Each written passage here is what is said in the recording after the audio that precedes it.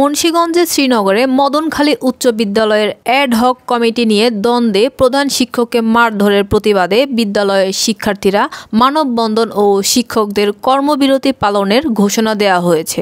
বুধবার সকালে উপজেলার মদনখালী উচ্চ বিদ্যালয়ের মাঠে মানববন্ধন শেষে সকল শিক্ষকরা এ কর্মবিরতি পালনের ঘোষণা দেন। মানববন্ধনে উপস্থিত ছিলেন মদনখালী উচ্চ বিদ্যালয়ের সিনিয়র সহকারী প্রধান শিক্ষক স্বপন কুমার সূত্রধর, সিনিয়র শিক্ষক রঞ্জিত কুমার সরকার, সহকারী শিক্ষক আলমগীর হোসেন, রফিকুল ইসলাম, শাহজাহান, অর্পণা রানী, কামরুজ্জামান, নাইম খান, মলি আক্তার সহ বিদ্যালয়ের ৩ শতাধিক শিক্ষার্থী। নমস্কার, আমি সহকারী প্রধান স্বপন কুমার সূত্রধর। মদনখালী উচ্চ বিদ্যালয়ের প্রধান শিক্ষকের উপরে অতর্কিত হামলা হয়েছে গতকাল। তারা আমরা সুষ্ঠু বিচার চাই এবং বিচার না হওয়া পর্যন্ত আমরা কর্মবিরতি পালন করছি।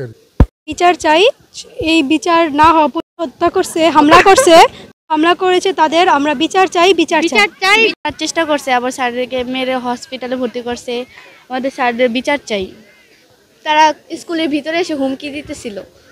প্রধান শিক্ষকের মারধর করার